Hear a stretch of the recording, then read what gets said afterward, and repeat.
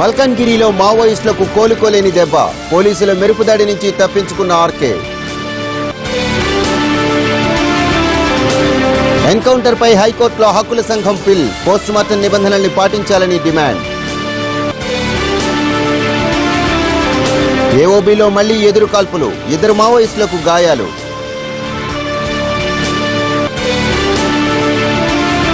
సీఎంగా అఖిలేష్, అధ్యక్షుడిగా శివపాల్ కొనసాగింపు, సమాజ్వాదీ పార్టీలో సంక్షోభానికి తెర. కుదిటపడ్డ స్టాక్ మార్కెట్, లాభాల్లో మిడ్ స్మాల్ క్యాప్.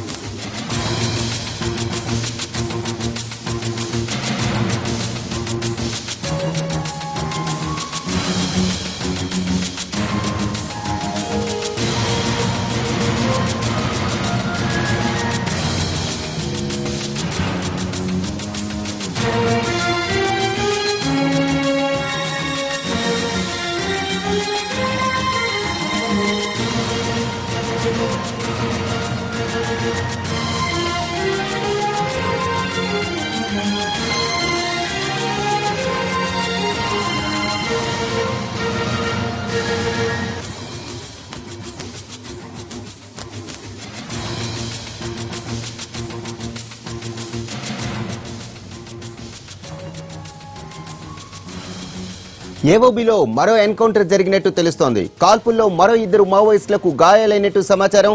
గాయపడిన వారిని హెలికాప్టర్లో విశాఖ కేజీహెచ్ కు తరలించే ప్రయత్నం చేస్తున్నారు. దీనికి సంబంధించిన మరిన్ని వివరాలు మా ప్రతినిధి రమేష్ వైట్లని అడిగి తెలుసుకుందాం.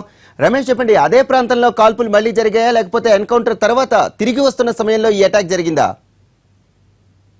మల్కానగిరి ప్రాంతంలో ఇవాళ ఉదయం నుంచి కూడా మళ్ళీ తిరిగి ఏదైతే కూబింగ్ ఆపరేషన్ తాను నిర్వహిస్తున్నామని చెప్పి డీజీపీ చెప్పడం జరిగింది. ఏదైతే ఎన్కౌంటర్ జరిగిన ప్రాంతం నుంచి మొత్తం ఒక 40 కిలోమీటర్ల వేరియేషన్లో ఒడిశా, ఆంధ్ర పోలీసుల జాయింట్ ఆపరేషన్తో పాటు కూబింగ్ గ్రేవెన్స్ దళాలతో కలిపి తాము ఆపరేషన్ నిర్వహిస్తున్నట్లుగా పోలీసు అధికారులు చెప్తున్నారు. ఇప్పటికీ పూర్తిగా జల్లెడ పడుతున్న ఆ ప్రాంతంలో చాలా మంది అగ్రనాయకులు అక్కడి నుంచి తప్పించుకొని పోవడం జరిగింది. అయితే దక్షిణ భారతదేశంలో ఏదైతే పార్టీని బలోపేతం చేయడానికి అక్కడ ఒక సమావేశం, మల్కానగిరి ప్రాంతంలో సమావేశం నిర్వహిస్తున్నట్టుగా తమకు ఖచ్చితమైన సమాచారం రావడంతో అక్కడికి తాము వెళ్లడంతో అక్కడ మావోయిస్టు ఎదురుకాల్పులు జరిపారు. ఈ కాల్పుల్లో తమ జవాన్లు కూడా గాయాలని చెప్పాడు పోలీసులు చెప్తున్నారు. అయితే అక్కడి నుంచి తప్పించుకున్న వాటిలో కటకం సుదర్శన్, ఆర్కే 2 అగ్రనేతలు కూడా అక్కడి నుంచి తప్పించుకున్నట్టుగా సమాచారం వస్తుంది. అయితే ఎవరైతే తప్పించుకున్న ఆర్కే, కటకం సుదర్శన్ కోసం తీవ్ర స్థాయిలో గాలింపు చర్యలు చేపట్టామని చెప్పి అధికారులు చెప్తున్నారు. ఇప్పటికీ మల్కానగిరితో పాటు మల్కానగిరి చుట్టుపక్కల ప్రాంతాలు అన్నింటిలో కలిపి ఒడిశా పోలీసులతో కలిపి ఇటు ఆంధ్ర దళాలు పూర్తిగా జాయింట్గా కూబింగ్ ఆపరేషన్ నిర్వహిస్తున్నాయి. అయితే ఇప్పుడు జరిపిన కూబింగ్ ఆపరేషన్లో ఒక 2 మావోయిస్టులకు తీవ్రంగా గాయాలైనట్లుగా కొంత సమాచారం వస్తుంది. అయితే ఈ సమాచారం మేరకు చూసినట్లయితే అయితే వీళ్ళు అక్కడ ఏదైతే ఆర్కే కావచ్చు, లేకపోతే కటకం సుదర్శన్కి గన్మెన్గా ఉన్న వీళ్ళిద్దరికి గాయాలైనట్లుగా సమాచారం వస్తుంది. వీళ్ళు ఎవరైతే గాయపడి ఇటు పోలీసులకు దొరికిన ఏదైతే మావోయిస్టులు ఉన్నారో వాళ్ళని కూడా ఎయిర్లిఫ్ట్ చేసి ఇటు కేజీహెచ్కు తీసుకురావాలని ఒక ప్రయత్నం చేస్తున్నట్టుగా పోలీసు అధికారుల నుంచి సమాచారం వస్తుంది. మరోవైపు ఇప్పటికే మావోయిస్టుల కాల్పుల్లో గాయపడ్డ 2 కానిస్టేబుల్ని ఇటు కేజీహెచ్కు తీసుకొచ్చే ప్రయత్నాలు ముమ్మరంగా కొనసాగుతున్నాయి. వాళ్ళు ఎయిర్లిఫ్ట్ ద్వారా ఇటు వైజాగ్ కేజీహెచ్కు తీసుకొని వస్తున్నారు. మరోవైపు ఇక్కడ కూబింగ్ లో ఏదైతే మావోయిస్ట్ అగ్రనేతలైన గాజల్ల రవి అలియాస్ గణేష్ తో పాటుగా డాకూరి వెంకటరమణ అలియాస్ గణేష్ వీళ్ళిద్దరు కూడా చనిపోయినట్లుగా పోలీసుల నుంచి ఇన్ఫర్మేషన్ వచ్చింది. అయితే వీళ్ళలో గాజల్ల రవి అలియాస్ గణేష్ శాంతి చర్చల్లో ప్రధానంగా కీలక పాత్ర పోషించాడు.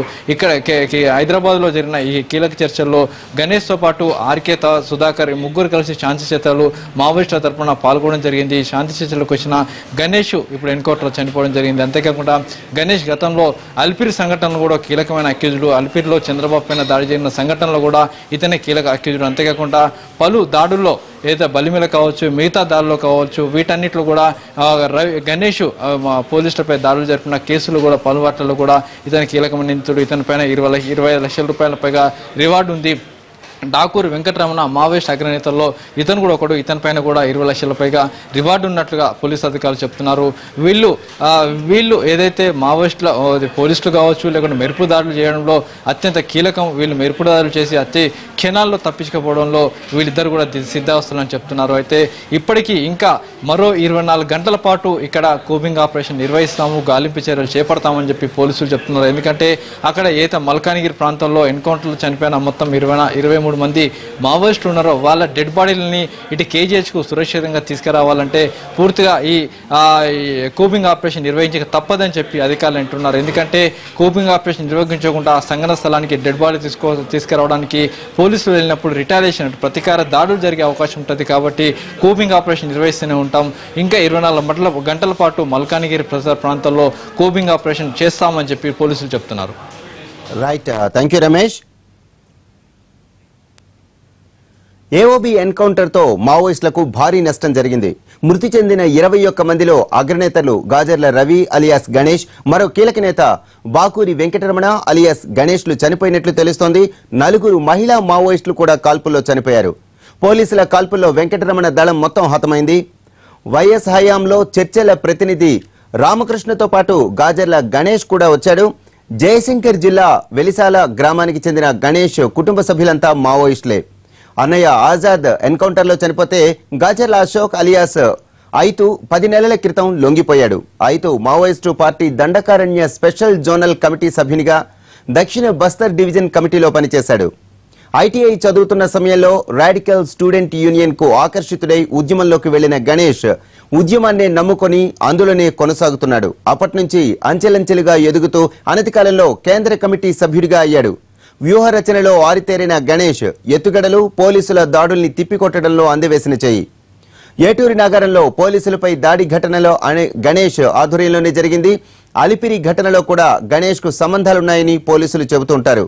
వీరిలో గాజర్ల రవి మీద 25 లక్షలు, వెంకటరమణపై 20 లక్షల రివార్డు ఉంది. ఘటన జరిగిన ప్రాంతంలో ఆర్కే కూడా ఉన్నట్టు తెలుస్తోంది. అయితే ఆర్కే త్రుటిలో తప్పించుకున్నట్టు సమాచారం. దక్షిణ భారతదేశంలో పార్టీ బలోపేతం కోసం ఈ సమావేశం ఏర్పాటు చేశారు. భేటీకి ఆయా ప్రాంతాల ప్రతినిధులు హాజరయ్యారు.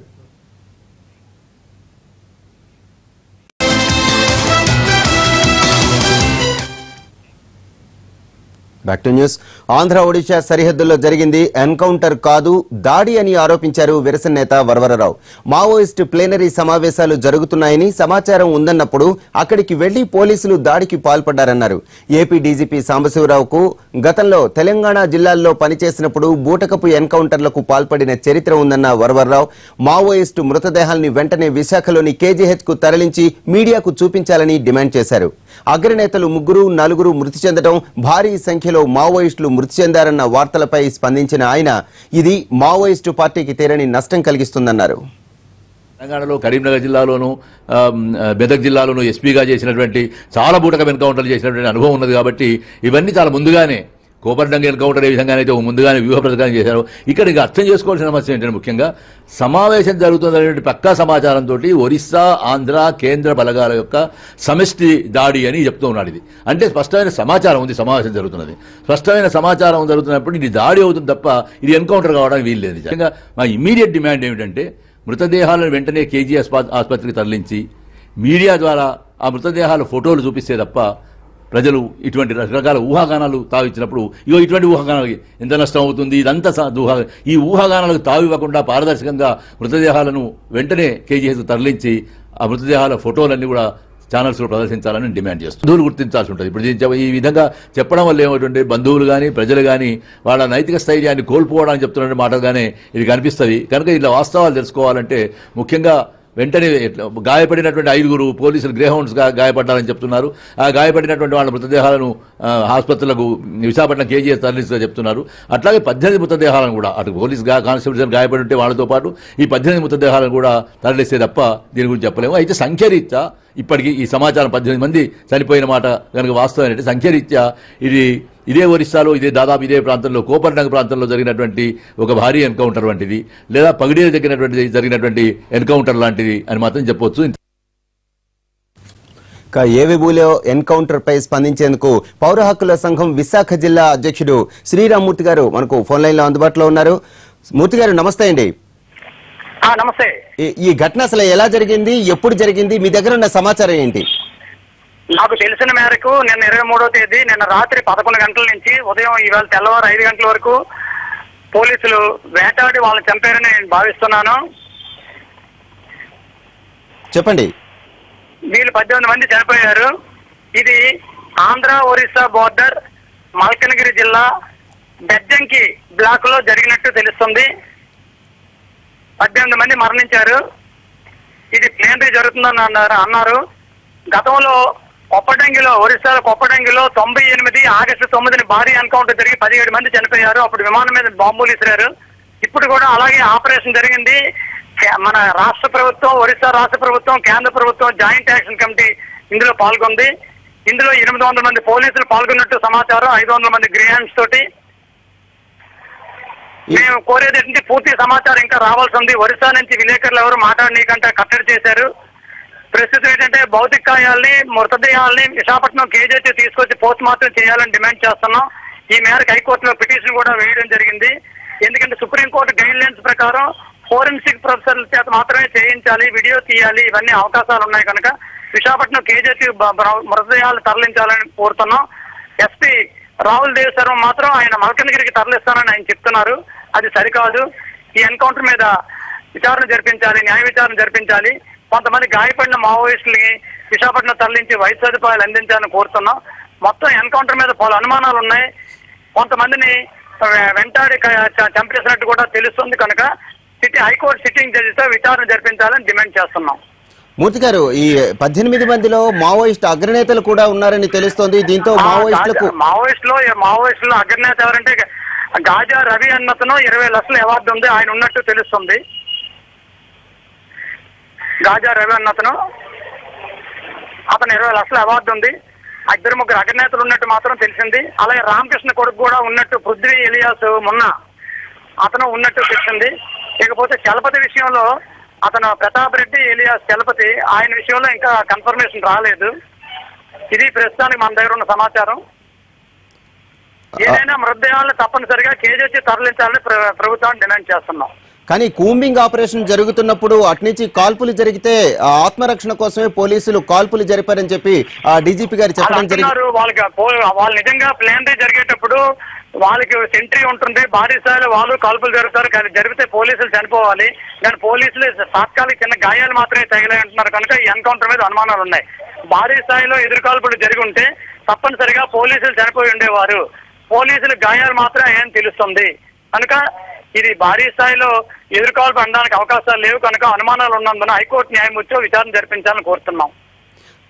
ఇప్పుడు కూడా ఇంకా కాల్పులు కొనసాగుతున్నట్టుగా తెలుస్తుంది. దీనికి సంబంధించి ఏదైనా సమాచారం ఉందా? కాల్పులు కొనసాగుతుంటే కూంబింగ్ జరుగుతుంది ఇంకాను, అది మాత్రం మనకు తెలిసింది. ఎందుకంటే పారిపోయిన వాళ్ళు పట్టుకోవడం అనేది కొప్పటంగిలో కూడా జరిగింది. అలాగే కూంబింగ్ ఇంకా కొనసాగుతుంది. పోలీస్ బలగాలు అక్కడే ఉన్నట్టు మనకు సమాచారం ఉంది. ఓకే, ఈ మృతదేహాలని ఇప్పుడు తక్షణం ఎక్కడికి తరలించాలని మీరు డిమాండ్ చేస్తున్నారు?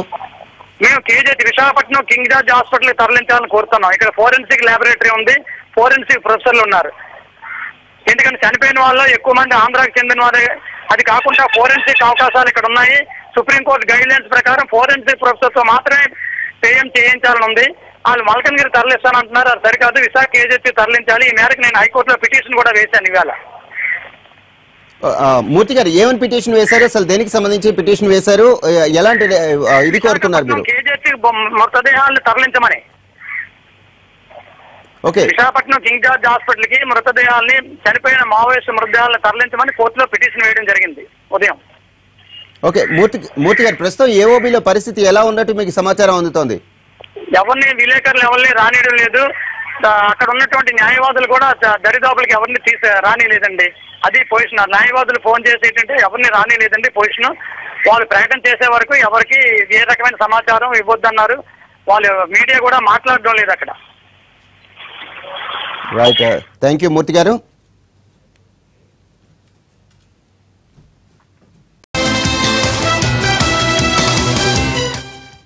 Back to news. దేశవ్యాప్తంగా హాట్ టాపిక్ గా మారిన సమాజ్వాదీ పార్టీ సంక్షోభం ఓ కొలికి రాలేదు. పార్టీలో జరుగుతున్న తాజా పరిణామాలు, నేతల మధ్య విభేదాలపై కీలక సమావేశం ఏర్పాటు చేసిన ములాయం సింగ్ పార్టీ శ్రేణులకు రాజీ సూత్రాన్ని ప్రతిపాదించారు. అఖిలేష్ సీఎం పదవిలోనే కొనసాగుతారని, తన తమ్ముడు శివపాల్ యాదవ్ కు కీలక పదవి ఇస్తామని స్పష్టం చేశారు ములాయం. ఇక రాంభూపాల్ యాదవ్ విషయంలో ఇంకా ఎలాంటి నిర్ణయం తీసుకోలేదు. అయితే పార్టీ అధ్యక్షుడు ములాయం నిర్ణయాలను అఖిలేష్ శిరసావహిస్తారా లేదా అన్నది ఉత్కంఠగా మారింది. అమర్ సింగ్ విషయంలో గుర్రుగా ఉన్న అఖిలేష్ తన మార్గదర్శి రాంభూపాల్ యాదవ్ ను పార్టీ నుంచి బహిష్కరించడంపై ఆగ్రహంతో ఉన్నారు. మరి ములాయం రాజీ సూత్రాన్ని అఖిలేష్ అంగీకరిస్తే సంక్షోభం సమసిపోతుంది, లేదంటే పార్టీలో చీలిక తప్పదనే వాదనలు వినిపిస్తున్నాయి. టీడీపీ నేతలు హైదరాబాద్ కలెక్టరేట్ వద్ద కదం తొక్కారు. తెలంగాణ ప్రభుత్వం నీటి మాలిన్య చర్యలకు పాల్పడుతోందని, ప్రజా వ్యతిరేక విధానాలను అవలంబిస్తోందంటూ ఆరోపిస్తూ ఆందోళనలు చేశారు టీడీపీ నేతలు. ప్రభుత్వ వైఖరిని నిరసిస్తూ రోడ్డుపై బైఠాయించారు. ఈ కార్యక్రమంలో టీడీపీ సీనియర్ నేతలు రావుల చంద్రశేఖర్ రెడ్డి, అరవింద్ కుమార్ గౌడ్, గ్రేటర్ టీడీపీ నేత ఎంఎన్ శ్రీనివాస్ పాల్గొన్నారు. ధర్నాతో రోడ్డుపై ట్రాఫిక్ స్తంభించిపోవడంతో ఆందోళనకారులను అరెస్ట్ చేశారు పోలీసులు. హైదరాబాద్ కలెక్టరేట్ వద్ద టీడీపీ నేతల ధర్నా, ఆందోళనలకు సంబంధించిన మరింత సమాచారం మా ప్రతినిధి సుధీర్ అక్కడి నుంచి అందిస్తారు. Over to Sudheer. ప్రభుత్వం ప్రజా సంక్షేమాన్ని విస్మరించిందని చెప్పేసి తెలంగాణ టీడీపీ ఆధ్వర్యంలో భారీ స్థాయిలో ఉద్యమానికి సిద్ధమైంది. హైదరాబాద్ కలెక్టర్ కార్యాలయం ముందు ధర్నాకు సిద్ధమైన టీడీపీ నేతలను స్థానిక పోలీసులు అరెస్ట్ చేసేందుకు సిద్ధమయ్యారు. మనం చూసుకోవచ్చు, విజువల్స్ లో చాలా స్పష్టంగా కనిపిస్తుంది. పోలీసులు టీడీపీ నేతల్ని అరెస్ట్ చేస్తున్నారు. ముఖ్యంగా తెలంగాణ ప్రభుత్వం అధికారం చేపట్టి 2.5 సంవత్సరాలైనా కానీ ఒక్క సంక్షేమ పథకం కూడా అమలు కాలేదు. ఇచ్చిన హామీలు ఏ ఒక్కటి కూడా అమలు కాలేదని చెప్పేసి టీడీపీ నేతలు ఆరోపిస్తున్నారు. టీడీపీ నేతలు పోలీసులకు మధ్య తోపులాట కూడా జరుగుతుంది. ముఖ్యంగా అర్హులైన వారందరికీ కూడా పెన్షన్లు ఇవ్వడం లేదు. అదేవిధంగా పెన్షన్లు అన్ని కూడా తొలగిస్తున్నారని చెప్పేసి వారు ఆగ్రహం వ్యక్తం చేస్తున్నారు. ఇప్పటికైనా డబుల్ బెడ్రూమ్ ఫ్లాట్స్ కావచ్చు, అదేవిధంగా ఇతర సంక్షేమ పథకాలన్నీ కూడా అర్హులందరికీ కూడా అందజేయాలని చెప్పేసి టీడీపీ నేతలు డిమాండ్ చేస్తున్నారు. ఇప్పటికే ప్రభుత్వానికి ఎన్నిసార్లు కూడా చెప్పినా కానీ పట్టించుకోలేదు. అదేవిధంగా హైదరాబాద్ లోని రోడ్ల పరిస్థితి కూడా చాలా దారుణంగా ఉందని చెప్పేసి, చాలా దయనీయంగా ఉందని చెప్పేసి టీడీపీ నేతలు చెప్తున్నారు. హైదరాబాద్ టీడీపీ అధికారంలో ఉన్న సమయంలో పూర్తి స్థాయిలో నగరం సుందరంగా ఉంటే ఇప్పుడు మాత్రం చాలా అధ్వానంగా తయారైందని చెప్పి చెప్తున్నారు. టీడీపీ నేతలు మనతో పాటు కొంతమంది ఉన్నారు, వారిని అడిగి తెలుసుకుందాం. ఎంఎన్ గారు, ఈ రోజు అభివృద్ధి సంక్షేమ కార్యక్రమాలు కొనసాగించాలని శాంతియుతంగా ఈ రోజు కలెక్టర్ ఆఫీస్ ముందు ధర్నా చేస్తా ఉంటే మరి పోలీసుని ఉపయోగించి ఎక్కడికక్కడ అన్ని ఉద్యమాలను అనగదొక్కుతూ మరి ప్రజల గొంతును నొక్కే ప్రయత్నం టీఆర్ఎస్ పార్టీ ప్రభుత్వం చేస్తా ఉంది. టీఆర్ఎస్ పార్టీ ప్రజల గొంతుని ఎక్కువ రోజు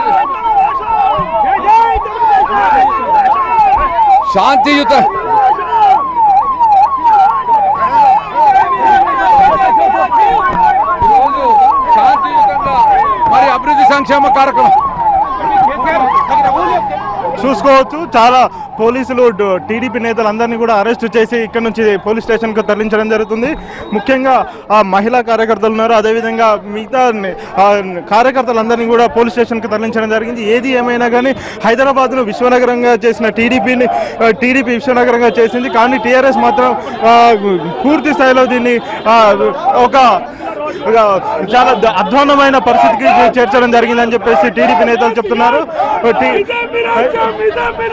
చాలా మంది కార్యకర్తలు ఉన్నారు, వారిని అడిగి తెలుసుకున్నాం వారి డిమాండ్స్ ఏ విధంగా ఉన్నాయనే విషయానికి సంబంధించి.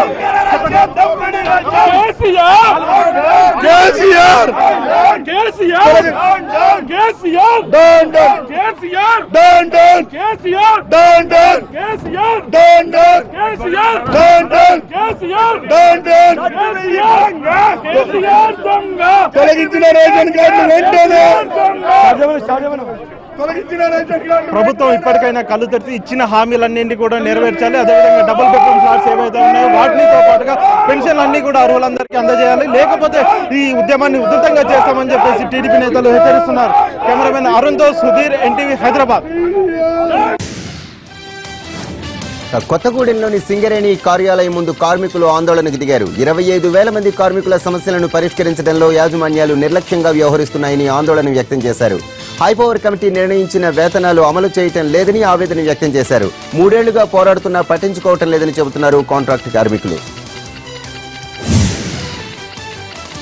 సిపిఎం మహాపాదయాత్ర 8వ రోజుకు చేరుకుంది. ప్రజా సమస్యల పరిష్కారానికి తెలంగాణ వ్యాప్తంగా పర్యటన చేస్తున్న తమ్మినేని వీరభద్రం రంగారెడ్డి జిల్లాలో పాదయాత్ర చేస్తున్నారు. ఈ ఉదయం బొంగళూరు నుంచి ఆరంభమైన మహాపాదయాత్ర 34 కిలోమీటర్ల మేర కొనసాగనుంది. బొంగళూరు, కొంగర, రావిరాల, తుక్కుగూడ, ఇమాన్గూడ మీదుగా లేమూరు వరకు పాదయాత్ర చేస్తారు. రాత్రి లేమూరులోనే బస చేస్తారు. ప్రజా సమస్యల్ని, మహిళా సమస్యల్ని ప్రభుత్వం పట్టించుకోవటం లేదని ఆరోపించారు పాదయాత్ర బృందంలోని సభ్యురాలు, అంగన్వాడీ వర్కర్స్ యూనియన్ రాష్ట్ర అధ్యక్షురాలు రమ.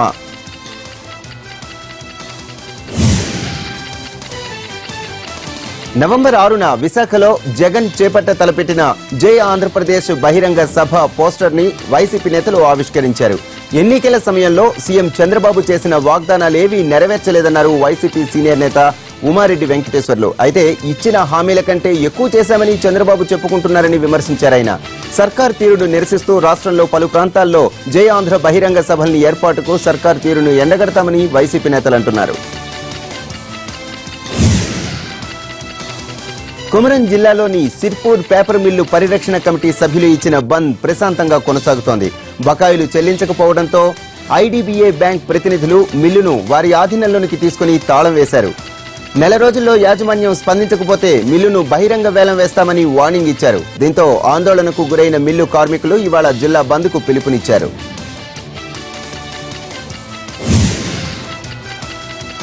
విజయవాడలో నైట్ షెల్టర్ నిర్మాణానికి మేయర్ కోనేరు శ్రీధర్ శంకుస్థాపన చేశారు. 3 షెల్టర్ల నిర్మాణానికి భూమి పూజ చేశారు కార్పొరేషన్ అధికారులు. నగరంలో నైట్ షెల్టర్ల నిర్మాణానికి కేంద్ర ప్రభుత్వం ₹1,80,00,000 నిధులు విడుదల చేయడంతో పనులకు శ్రీకారం చుట్టారు.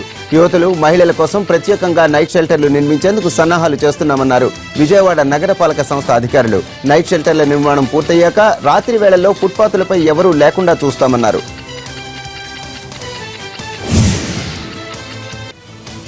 ఎస్ఐ వేధిస్తున్నాడంటూ ఆదిలాబాద్ జిల్లా మంచిర్యాలలో ఓ యువకుడు ఆత్మహత్య యత్నానికి పాల్పడిన ఘటన కలకలం రేపుతోంది.